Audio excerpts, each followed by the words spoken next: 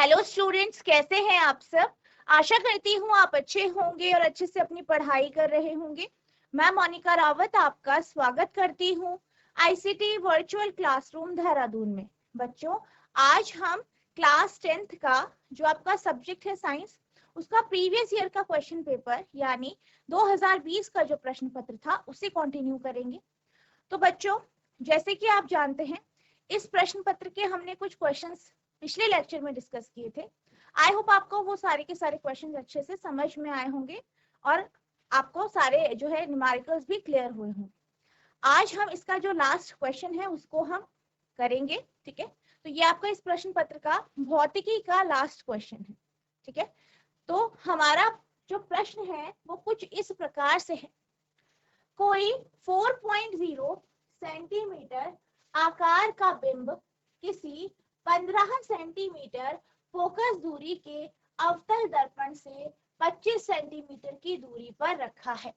क्या कहा गया है? ये कहा गया है कि आपके पास एक वस्तु है, ठीक है, या बिंब है।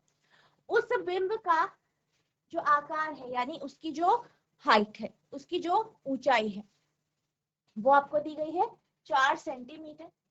और साथ ही साथ आपको क्या कहा गया है कि इस बिंब को एक अवतल दर्पण के सामने रखा गया है जिसकी फोकस दूरी यानी फोकल लेंथ कितनी है? 15 सेंटीमीटर। ठीक है, क्या है? 15 सेंटीमीटर। इसके बाद क्या कहा गया है कि जो ये वस्तु है या जो बिंब है जिसकी हाइट 4 सेंटीमीटर है, उसको अवतल दर्पण से, ठीक है, कॉनकेव मिरर से कितनी दूरी पे रखा गया है? 25 सेंटीमीटर की दूरी पे रखा गया।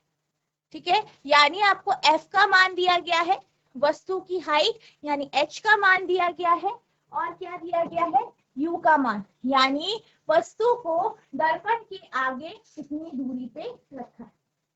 दर्पण से कितनी दूरी पर किसी पर्दे को रखा जाए कि स्पष्ट प्रतिबिंब प्राप्त हो। ठीक है, तो आपसे क्या कहा गया है कि आपको V का मान बताना है, यानी स्क्रीन का मान बताना है कि जो आपका दर्पण है उससे स्क्रीन कितनी दूरी पे रखा जाए ताकि जो आपका प्रतिबिंब हो, प्रतिबिंब कैसा हो, इमेज कैसी हो? स्पष्ट हो, बिल्कुल क्लियर इमेज हमें प्राप्त हो। प्रतिबिंब की प्रकृति तथा साइज ज्ञात कीजिए, और साथ ही साथ क्या करना है आपको? जो आपका प्रतिबिंब होगा, जो आपकी इमेज होगी, उसकी प्रकृति यानी उसका नेचर कैसा है, वो जो आपका प्रतिबिंब बन रहा है वो वास्तविक है या आभासी है। ठीक है, उसका आकार कैसा है, उसका साइज कैसा है, ठीक है, उल्टा है, सीधा है, ये सब चीजें आपको यहाँ पे बतानी।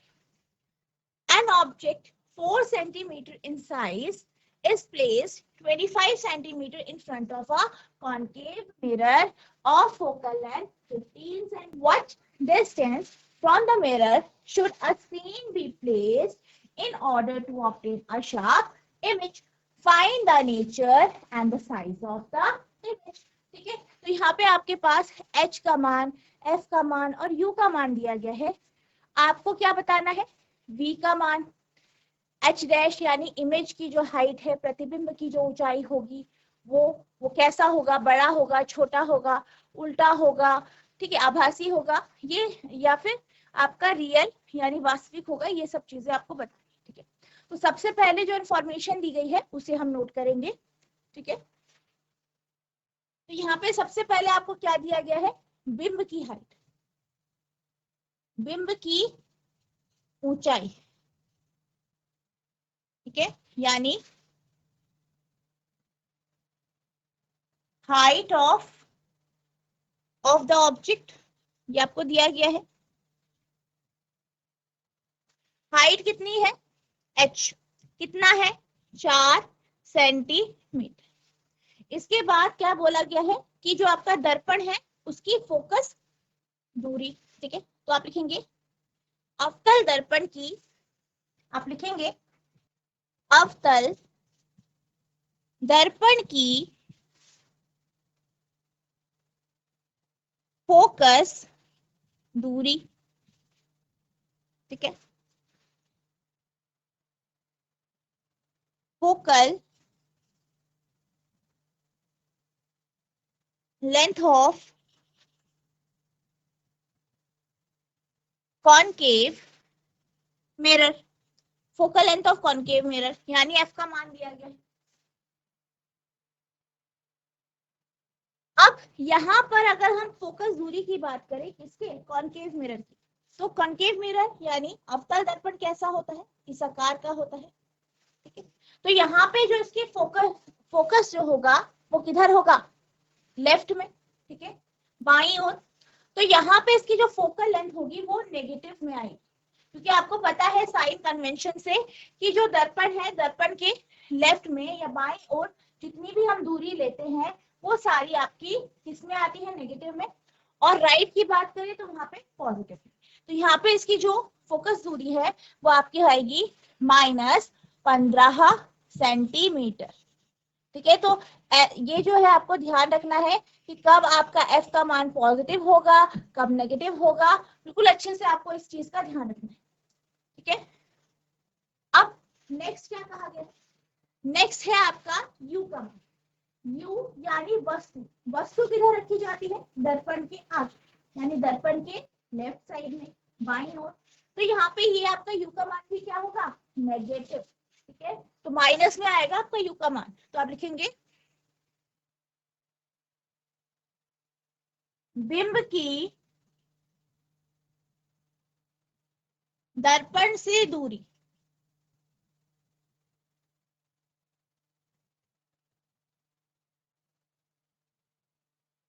Distance of the object from the mirror.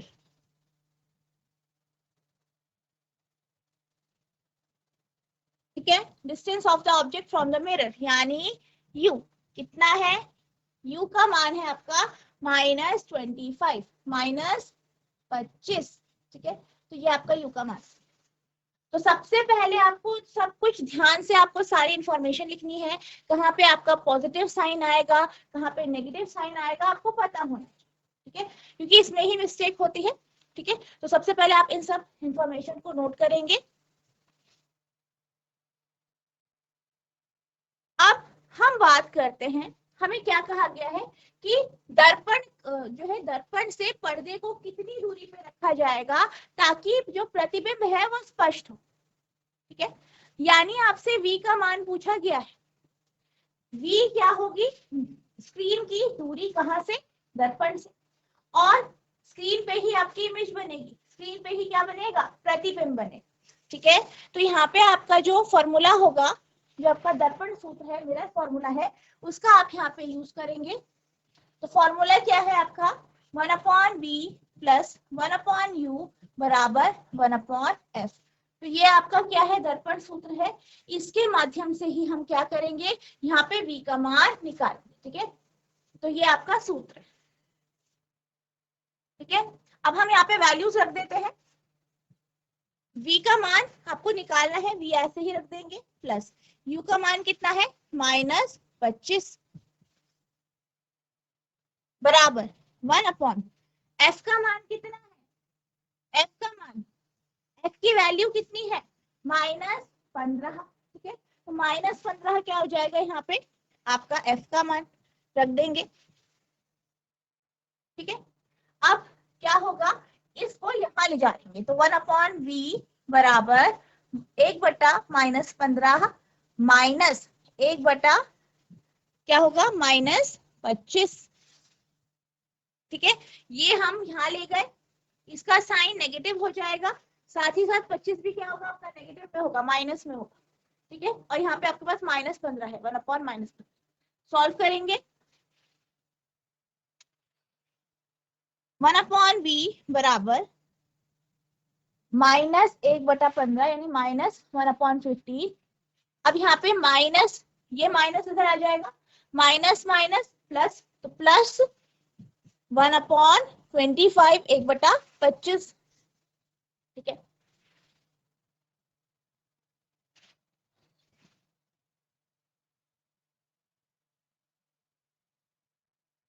तो यहाँ पे आपका जो एलसीएम आएगा वो 75 आ जाएगा। ठीक है, ठीक है, यहाँ पे आपका 75 आपका एलसीएम हो जाएगा, 75 एलसीएम हो जाएगा। तो यहाँ पे आएगा -5 + 3, तो ये 1/v हो जाएगा आपका -2/75। ठीक है, -2/75 ये होगा आपका।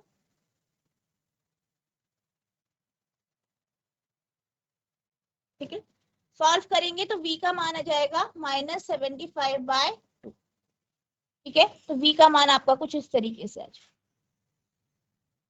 ठीक है, ये आपका क्या आ गया, v का मान आ गया। v क्या आया है, -75/2। अब यहाँ पे -75 या -75/2 जो आपका आंसर आया है, इससे आपको क्या पता चल रहा है? ठीक है, ये सेंटीमीटर में आपका, ये सेंटीमीटर। इससे आपको एक बात पता चल रही है कि जो आपका प्रतिबिंब बना है वो किधर बना है, दर्पण के आगे। यानी जिस तरफ आपने वस्तु को रखा है उसी तरफ आपका क्या बना है, आपकी इमेज या प्रतिबिंब बना है। और कितनी दूरी में है, -75/2 सेंटीमीटर। या इसे आप फर्दर सॉल्व कर सकते हैं।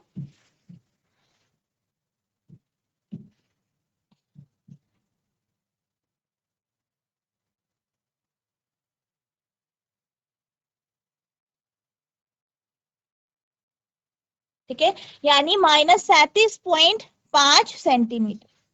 ठीक है, तो यानी 37.5 37.5 सेंटीमीटर दर्पण के आगे जो है आपका क्या बन रहा है, प्रतिबिंब बन रहा है। ठीक है, तो यहाँ पे ये आपका v का मान आ गया।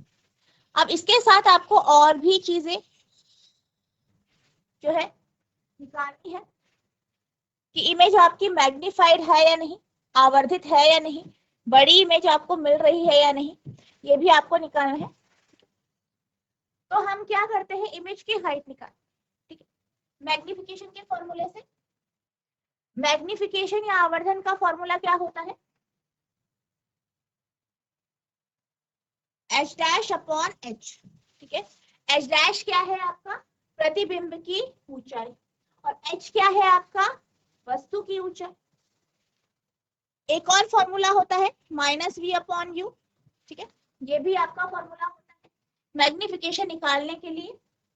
ठीक है, तो ये आपके फॉर्मूले हैं। अब इनमें वैल्यू रख के हम क्या करेंगे, हम जो है इमेज की हाइट यानी प्रतिबिंब की जो ऊंचाई है h' उसे हम निकाल सकते हैं। ठीक है, तो ये आपका फॉर्मूला है, आप देखिए। ठीक है, अब हम क्या करेंगे, यहाँ पे हम सारी वैल्यूज रख देंगे। ठीक है, तो यहाँ पे आप क्या कर सकते हैं, h'/h बराबर -v/u। h' ऐसे ही रख देंगे। h का मान आपको दिया गया है, कितना है h का मान, h का मान है 4 सेंटीमीटर। कितना है, 4 सेंटीमीटर। तो आप यहाँ पे लिख देंगे 4 बराबर माइनस v का मान कितना आया है, v का -37.5। ठीक है, -37.5,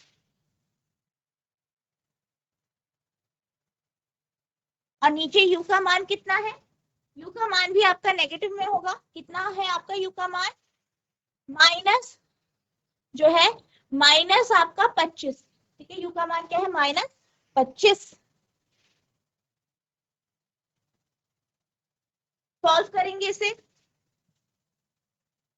h' बराबर माइनस माइनस प्लस यानी 37.5/25 जो कि नेगेटिव में होगा, इंटू करा 4 से। ठीक है, सॉल्व करेंगे इसे तो h' आएगा बराबर 15 × 4/10। ठीक है, और यहाँ पे 10 कैसा है, माइनस में, हम ऊपर ले लेते हैं माइनस। ठीक है, -10 है ये। ठीक है, -10 है तो ऊपर आ जाएगा माइनस। तो कितना आया h' की वैल्यू, -6, -6 सेंटीमीटर। ठीक है, क्या आया, -6 सेंटीमीटर। और इसकी कितनी थी, +4। अब माइनस साइन क्या शो करता है,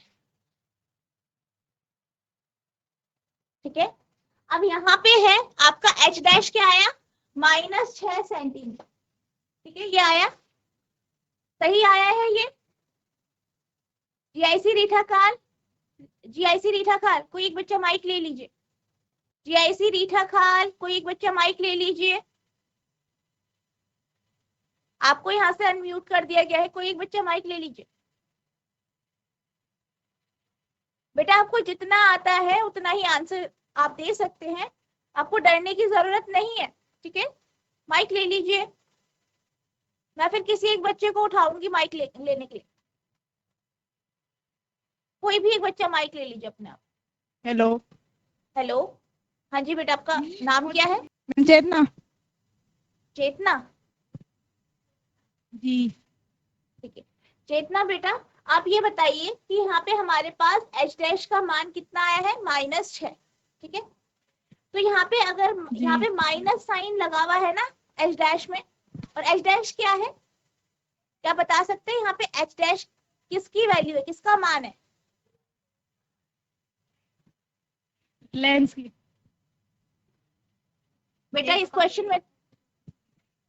क्वेश्चन में तो लेंस की बात ही नहीं हुई है, ये तो दर्पण है। ठीक है, तो यहाँ पे जो h डैश है वो दर्पण के माध्यम से जो आपका प्रतिबिंब बन रहा है उसकी ऊंचाई। ठीक है, h डैश से हम डिनोट करते हैं। ठीक है, तो ये क्या है कि ऊंचाई। ठीक है, h डैश। ठीक है, अब यहाँ पे आपका जो h डैश आया है, ऊंचाई आई है, वो नेगेटिव में आ गई, माइनस साइन में आई है। तो माइनस साइन का मतलब क्या हुआ, क्या बता सकते हैं? जब हमने वस्तु की ऊंचाई की बात की थी, ठीक है, वस्तु की ऊंचाई की बात की थी, तो उस समय आपका जो वैल्यू था वो पॉजिटिव में था। ठीक है, प्लस के साथ है, +4 है। ठीक है, +4 है। अब यहाँ पे जब हमने h डैश निकाला तो माइनस में हमारी वैल्यू आई है, ऐसा क्यों हुआ? इससे क्या पता चलता है?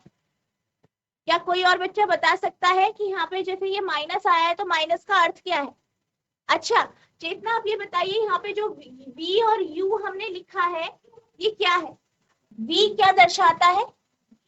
यहाँ पे हम कौन सा चैप्टर पढ़ रहे हैं आपका? ये जो आपका लाइट रिफ्लेक्शन रिफ्रैक्शन, प्रकाश अपवर्तन परावर्तन जो आपका चैप्टर है वो उसका ये न्यूमेरिकल है। ठीक है, तो यहाँ पे इस चैप्टर में v और u का मतलब क्या है?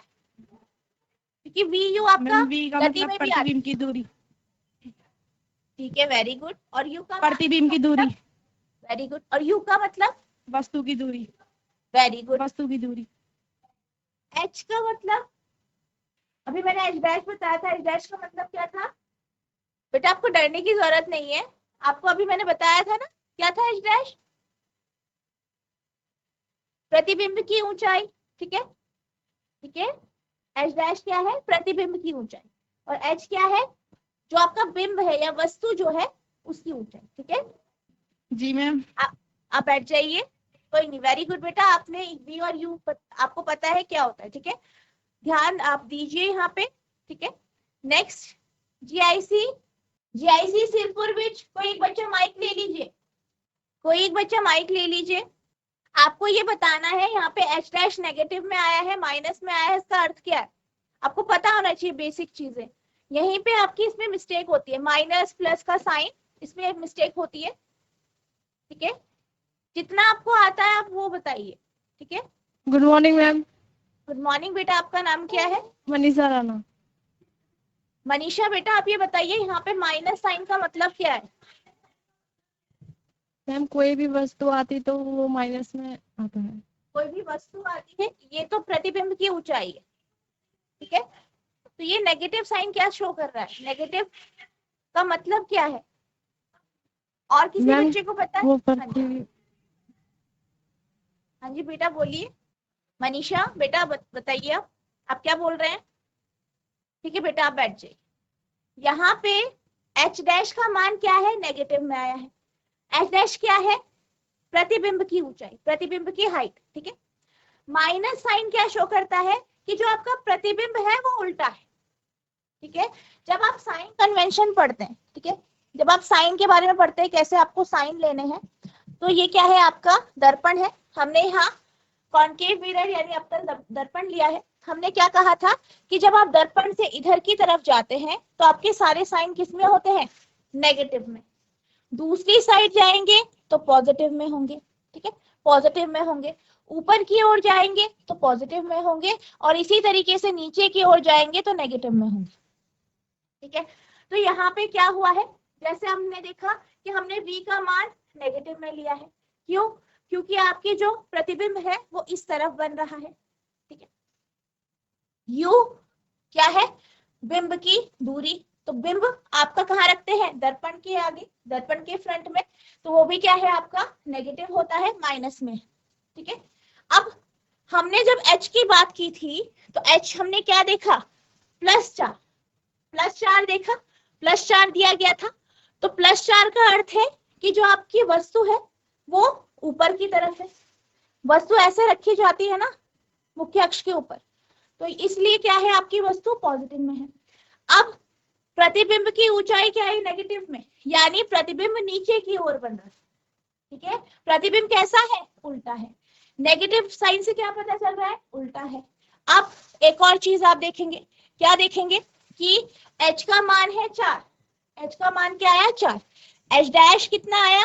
6। तो h डैश क्या है? ज्यादा है, h से ज्यादा है, यानी क्या हो रहा है, आपकी जो इमेज है, जो प्रतिबिंब है, वो कैसी है? बड़ी है, मैग्नीफाइड है या आवर्धित, ठीक है। तो हमें क्या क्या पता चला कि जो प्रतिबिंब है वो उल्टा है, ठीक है। दूसरा क्या पता चला कि जो प्रतिबिंब है वो बड़ा बन रहा है, बिंब की ऊंचाई से बड़ा बन रहा है। और क्या पता चला कि जो आपका प्रतिबिंब है वो किधर होगा? माइनस साइन आया v का, यानी दर्पण के आगे, जिस तरफ बिंब रखा है वहीं पे आपका प्रतिबिंब बन रहा है। एक और चीज, क्या आपने एक प्रॉपर्टी पढ़ी है, एक जो है यहाँ पे एक विशेषता पढ़ी है, वो प्रतिबिंब जो उल्टा होता है, ऐसा प्रतिबिंब कैसा होता है आपका? वास्तविक होता है या आभासी प्रतिबिंब होता है? जीआईसी कोटियाल गांव, जीआईसी कोटियाल गांव को एक बच्चा माइक ले लीजिए। यहाँ पे हमने क्या कहा? गुड कि जो मॉर्निंग मैम। प्रतिबिंब है वो उल्टा है। हाँ जी, गुड मॉर्निंग बेटा, आपका नाम क्या है? Good morning ma'am. Ma'am Madhavi. Madhavi बेटा, थोड़ा सा कैमरे के सामने आइए, थोड़ा सा। हाँ जी बेटा, यस। यहाँ हमने क्या कहा कि जो प्रतिबिंब है वो कैसा है? उल्टा है, उल्टा बना है, ठीक है, नीचे की ओर बना है। यानी आपका प्रतिबिंब कैसा होगा? आभासी होगा या फिर आपका जो है वास्तविक होगा? आभासी मैम। आभासी, पक्का? Yes ma'am. आपका प्रतिबिंब किधर बन रहा है? नीचे की ओर मैम। ठीक है, और एक और चीज, किधर की तरफ बन वास्तविक। रहा है? हाँ, वेरी गुड, वास्तविक। क्यों? क्योंकि वो दर्पण के आगे बन रहा है, ठीक है, दर्पण के आगे बन रहा है, यानी आपको स्क्रीन पे प्राप्त होगा, तो वास्तविक प्रतिबिंब होगा। आभासी प्रतिबिंब आपको स्क्रीन पे प्राप्त नहीं होता। और एक और क्वालिटी है, एक और विशेषता है आपके जो प्रतिबिंब की है, जो वास्तविक प्रतिबिंब है, यहाँ पे जो भी आपके वास्तविक प्रतिबिंब होंगे वो उल्टे होंगे, ठीक है, वास्तविक और उल्टा। और जो आपका वर्चुअल इमेज है, आभासी प्रतिबिंब है, वो सीधा बनता है, ठीक है। यहाँ पे जितने भी आप इमेज फॉर्मेशन या जो आप जैसे जो प्रतिबिंब के बारे में आप पढ़ते हो कि किस तरीके से बन रहा है, तो यहाँ पे जितने भी आपके वास्तविक प्रतिबिंब है वो हमेशा उल्टे हैं। और जो आपके रियल इमेज है, ठीक है, जो जो आपकी वर्चुअल इमेज है यानी आभासी प्रतिबिंब है, वो आपके सीधे प्रतिबिंब, ठीक है। तो यहाँ पे प्रतिबिंब होगा आपका वास्तविक और उल्टा, ठीक है, और दर्पण के आगे, ठीक है, और कैसा होगा? बड़ा, ठीक है। वेरी गुड, वेरी गुड बेटा, तालियां बजाइए, ठीक है, बैठ जाइए। तो यहाँ पे आपको ये जितनी भी यहाँ पे इंफॉर्मेशन आपको यहाँ पे मिली है, इससे आपको क्या क्या पता चला? आपका जो प्रतिबिंब है वो कैसा है? क्या पता चला? प्रतिबिंब जो है वो दर्पण से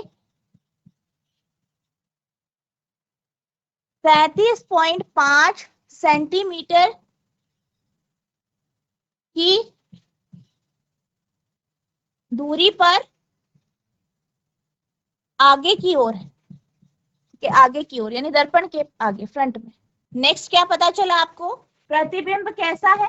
आवर्धित है, मैग्नीफाइड है यानी बड़ा है, ठीक है, आवर्धित यानी बड़ा है, मैग्नीफाइड है। कैसे पता चला? आपका डैश का मान 6 आया और एच क्या था 4, तो ज्यादा आया, वैल्यू ज्यादा आई, हाइट ज्यादा आ गई इमेज की, तो आपकी इमेज कैसी हो गई? बड़ी हो गई। ठीक है, और कैसा है? वास्तविक तथा उल्टा। ठीक है, तो ये आपका क्या आ गया? यहाँ पे आपको पता चल गया कि आपका स्क्रीन कहाँ पे होगा? 37.5 सेंटीमीटर दर्पण के आगे, और आपको जो आपका यहाँ पे इमेज बन रही है उसकी जो इमेज है, ठीक है, जो प्रतिबिंब है उसका आपको प्रकृति पता चल गई कि आवर्धित बनेगी, वास्तविक बनेगी, और कैसा होगा? उल्टा। ठीक है, तो यहाँ पे ये आपका आंसर है। इस तरीके से आप जब न्यूमेरिकल सॉल्व करते हैं तो न्यूमेरिकल से आपको पता चल जाता है, नंबर से आपको पता चलना चाहिए कि आपका जो प्रतिबिंब है वो किस प्रकार का। ठीक है, तो इन सब चीजों का आपको ध्यान रखना है। नेगेटिव होगा क्या होगा, पॉजिटिव होगा तो क्या होगा। ठीक है, आप इसे नोट करें। मुझे आशा है कि आपको ये प्रश्न समझ में आ गया होगा। इसके साथ आपका जो 2020 का प्रश्न पत्र है उसके जो भौतिकी के जितने भी प्रश्न आए हैं वो हमने डिस्कस कर लिए, जो आपके सिलेबस में है। अब हम चलते हैं आपके अगले प्रश्न पत्र की। ठीक है, तो अब हम जिस प्रश्न पत्र की बात करेंगे वो आपका 2024 का प्रतिदर्श प्रश्न पत्र है, यानी सैंपल पेपर है। इसको भी हम डिस्कस कर लेते हैं। ठीक है, तो सबसे पहले यहाँ पे जब आपका जो प्रश्न पत्र होगा, जो आपका क्वेश्चन पेपर होगा, उसका जो फ्रंट पेज होगा वहां पे आपको कुछ इंफॉर्मेशन दी गई है, कुछ निर्देश, कुछ डायरेक्शंस यहाँ पे दी गई है। ठीक है, तो सबसे पहले आपको इनको ठीक तरीके से पढ़ना है।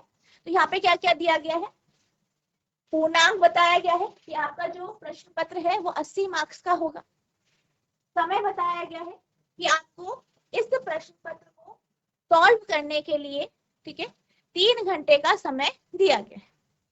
अगला है निर्देश, डायरेक्शंस। इस प्रश्न पत्र में कुल 30 प्रश्न है, यानी ये जो आपका क्वेश्चन पेपर है, ठीक है, ये जो प्रश्न पत्र है इसमें आपको कुल कितने प्रश्न दिए गए हैं? 30। सभी प्रश्न अनिवार्य है, यानी सारे के सारे क्वेश्चंस आपको अटेम्प्ट करने, सारे के सारे आपको करने।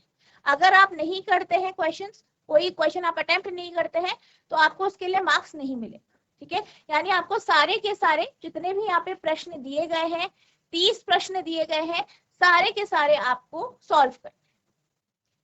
ठीक है, there are 30 questions in this question paper and all questions are compulsory.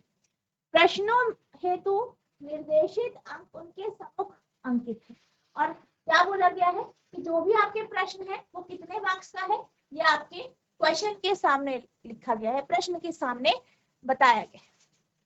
Marks allotted to the question paper are mention against them. अगला पॉइंट है, प्रत्येक प्रश्न को ध्यान पूर्वक पढ़िए तथा समुचित उत्तर दीजिए। हर एक प्रश्न को आपको जैसे ध्यान से पढ़ना है, बिल्कुल केयरफुली, अच्छे से, ध्यान से, ठीक है, अच्छे से पढ़ना है, और क्या करना है, और जैसा आपको प्रश्न पूछा गया है बिल्कुल उसी के अनुसार आपको उत्तर देना। ठीक है, ध्यान पूर्वक पढ़ना है, अच्छे से पढ़िए और अच्छे से फिर आपको आंसर देना। प्रश्न संख्या 1 बहुविकल्पीय प्रश्न है। ठीक है, तो यहाँ पे पहला जो प्रश्न होगा वो बहुविकल्पीय यानी मल्टीपल चॉइस क्वेश्चन पेपर जो होगा। यहाँ पे क्या होगा, आपके पास एक प्रश्न दिया जाएगा और उसके आपको 4 विकल्प दिए जाएंगे। आपको कोई भी एक विकल्प चुनना है जो आपको लगता है कि आंसर। ठीक है, तो पहले प्रश्न में आपको बहुविकल्पीय प्रश्न पूछे जाएंगे। इस प्रश्न के प्रत्येक खंड के उत्तर को 4 विकल्प में 4 विकल्प दिए गए हैं, यानी हर एक प्रश्न में क्या दिया गया है? 4 विकल्प। ठीक है, 4 ऑप्शन दिए गए हैं। सही विकल्प अपनी उत्तर पुस्तिका में लिखिए। आपको क्या करना है, जो उत्तर आपको सही लगता है उसे अपनी आंसर शीट या उत्तर पुस्तिका में लिख देना है। प्रश्न संख्या 2 से 9 तक निश्चित उत्तरीय प्रश्न है। इसके बाद क्या है, आपका 2 से 9 जो है वो भी आपके 1 मार्क्स के प्रश्न है, लेकिन यहाँ पे आपको क्या करना है, डायरेक्ट आंसर देना है, यानी यहाँ पे आपको कोई भी विकल्प नहीं मिलेगा।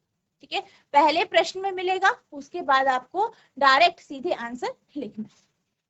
Question number 1 is multiple choice question. 4 options are given in the answer to each part of this question. Write correct option in your answer book. Question 2 to 9 are definite answer type question. प्रश्न संख्या 1 का प्रत्येक खंड 1 अंक का है. क्या कहा गया है? जो आपका पहला प्रश्न है उसका हर एक खंड, उसके अलग अलग पार्ट्स होंगे. सारे के सारे जो खंड है वो सारे के सारे 1-1 मार्क्स के हैं. ठीक है. प्रश्न संख्या 2 से 9 तक 1 अंक के प्रश्न है और इसी तरीके से प्रश्न संख्या 2 से 9, ठीक है, 2 से 9 की भी अगर हम बात करें तो ये भी क्या है, आपके 1 अंक के प्रश्न है, यानी 1 मार्क्स के क्वेश्चन है और आपको डायरेक्ट इसमें आंसर लिखना. प्रश्न संख्या 10 से 15 2 अंक के प्रश्न है. 10 से 15 तक के, यानी 10, 11, 12, 13, 14 और 15. ठीक है. तो ये जो प्रश्न है ये सारे प्रश्न 2 मार्क्स के हैं. 16 से 23 तक 3 अंक के प्रश्न है. ठीक है. 16 से 23 भी आपके 3 अंक के हैं और 24 से 30 तक कैसे हैं, 4 अंक के प्रश्न. each part of question number 1 carries 1 marks. Question number 2 to 9 carry 1 marks each. Question number 10 to 15 are of 2 marks each. Question number 16 to 23 are of 3 marks each. Question number 24 to 30 are of 4 marks each. इस प्रश्न पत्र में समग्र पर कोई विकल्प नहीं है, तथापि कतिपय प्रश्न में आंतरिक विकल्प प्रदान किया गया है. क्या कहा गया है कि अगर हम क्वेश्चन पेपर की बात करें तो आपको जो है क्वेश्चन में ओवरऑल चॉइस नहीं मिलेगी. ठीक है. लेकिन आंतरिक विकल्प है, यानी मान लीजिए आपका क्वेश्चन नंबर 24 है तो 24 में आपको 2 क्वेश्चन दिए जाएंगे और बीच में अथवा लिख दिया जाएगा. तो यानी आपको 2 में से 1 करना है. ठीक है. तो आपके पास यहाँ पे ओवरऑल ऑप्शन नहीं है, विकल्प नहीं है, लेकिन आंतरिक विकल्प. ठीक है. Internal choices. ऐसे प्रश्नों में से केवल एक विकल्प का ही उत्तर दीजिए. There is no overall choice in this question paper. However, an internal choice has been provided in few questions. Attempt only one of the given choices in the question. ये आपके निर्देश हैं, आपको इनको अच्छे से पढ़ना है, फिर आप अपने क्वेश्चंस की ओर चलें. अब जैसे कि आप जानते हैं कि यहाँ पे हम आपके जो भौतिकी है यानी फिजिक्स जो है, फिजिक्स के जो क्वेश्चंस हैं उनको हम यहाँ पे डिस्कस करें. ठीक है. तो फिजिक्स का पार्ट जो है वही यहाँ पे डिस्कस है. अब सबसे पहला प्रश्न क्या है, इन प्रश्नों के प्रत्येक खंड के उत्तर में 4 विकल्प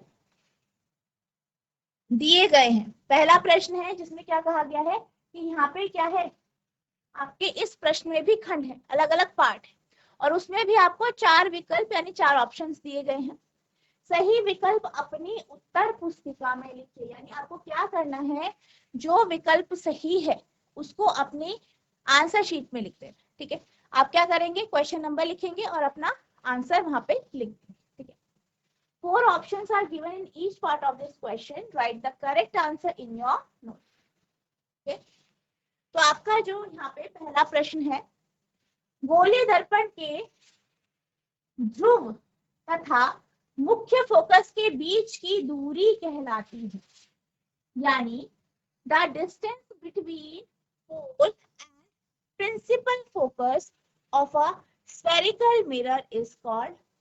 आपके ऑप्शंस हैं, पहला है वक्रता केंद्र यानी सेंटर ऑफ कर्वेचर, दूसरा है वक्रता त्रिज्या यानी रेडियस ऑफ कर्वेचर, तीसरा है फोकस दूरी यानी फोकल लेंथ, ठीक है, या फोकल डिस्टेंस, और चौथा है मुख्य अक्ष यानी प्रिंसिपल एक्सिस.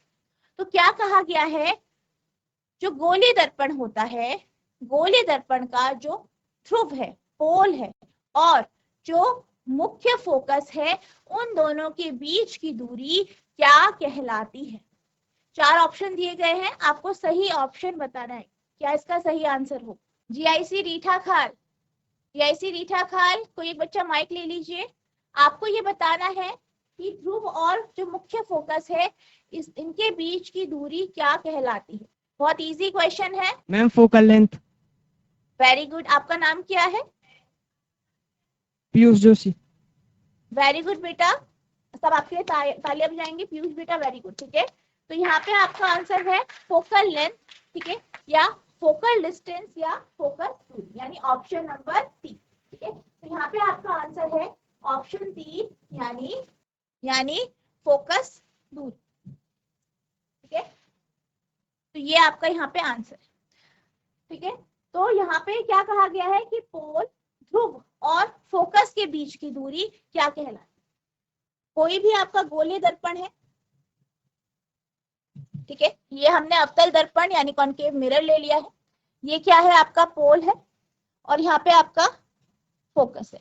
तो ये इन दोनों के बीच की दूरी क्या कहलाती है? आपकी फोकल लेंथ, जिसे आप किसे कैसे डिनोट करते हैं? Small F. ठीक है, स्मॉल एफ से बताते हैं पोल और फोकस के बीच की। इसका आंसर आपका ये। नेक्स्ट क्वेश्चन देख लेते हैं। एक व्यक्ति को आराम से स्पष्ट पढ़ने के लिए पठन सामग्री में नेत्र से 25 सेंटीमीटर की दूर रखना पड़ता है। वह पीड़ित है। A person has to keep the reading material at a distance of more than 25 centimeter from the eyes to read carefully. He is suffering from, यानी क्या कहा गया है कि एक व्यक्ति है, ठीक है, उसको क्या करना पड़ता है? ठीक तरीके से पढ़ने के लिए जो पुस्तक है या जो किताब है उसे 25 सेंटीमीटर की दूरी से ज्यादा रखना पड़ता है। ठीक है, तो आपसे ये पूछा गया है कि उसको कौन सा दृष्टि दोष? पहला है जरा दृष्टि दोष यानी प्रेसबायोपिया, दूसरा है कैटरैक्ट यानी मोतियाबिंद, तीसरा है निकट दृष्टि दोष यानी मायोपिया और चौथा है आपका दूर दृष्टि दोष यानी हाइपरोपिया या हाइपरमेट्रोपिया। तो यहाँ पे आपसे दृष्टि दोष के बारे में पूछा गया है। ठीक है, तो आपसे ये कहा गया है कि अगर एक व्यक्ति है उसे 25 सेंटीमीटर से दूर किताब को रखना पड़ता है और तब जाके उसे क्लियरली दिखता है। 25 सेंटीमीटर क्या है आपका? एक जो आपका स्वस्थ व्यक्ति होता है उसके जो नियर पॉइंट होता है, निकट बिंदु होता है, वो 25 सेंटीमीटर होता है, यानी 25 सेंटीमीटर की दूरी से आप अच्छे से पढ़ पाते। लेकिन इस व्यक्ति का क्या हुआ है? 25 सेंटीमीटर से जो निकट बिंदु है 25 सेंटीमीटर से दूर चला गया। ठीक है, तो यहाँ पे इस व्यक्ति को जो है पास की चीजें क्लियरली नहीं दिखती, पास वाली चीजें क्लियरली नहीं दिखती, लेकिन दूर वाली चीजें इसे ठीक तरीके से दिखती है। इसलिए इस व्यक्ति को क्या है? हाइपरमेट्रोपिया या हाइपरमायोपिया। ठीक है, तो इसको क्या है आपका? दूर दृष्टि दोष यानी ऑप्शन 4 इसका आंसर। ठीक है, तो बच्चों आज हमने जो आपका क्वेश्चन पेपर है 2020 का उसे कंप्लीट कर लिया। साथ ही साथ हमने जो आपका प्रतिदर्श प्रश्न पत्र है 2024 का उसे हमने स्टार्ट किया। उसके हमने 2 क्वेश्चंस डिस्कस किए हैं। आई होप आपको ये क्वेश्चन समझ में आए होंगे। नेक्स्ट लेक्चर में हम इसके आगे के जो टॉपिक्स हैं उन्हें कंटिन्यू करेंगे, आगे के प्रश्नों को डिस्कस करेंगे। ठीक है, तो जितना आज आपको पढ़ाया गया है इसे रिवाइज करना है। अगर आपको कोई भी डाउट होता है तो नेक्स्ट लेक्चर में आप पूछ सकते हैं। तो बच्चों आज के लिए बस इतना ही, मिलते हैं अब नेक्स्ट सेशन में। तब तक के लिए thank you and have a nice day.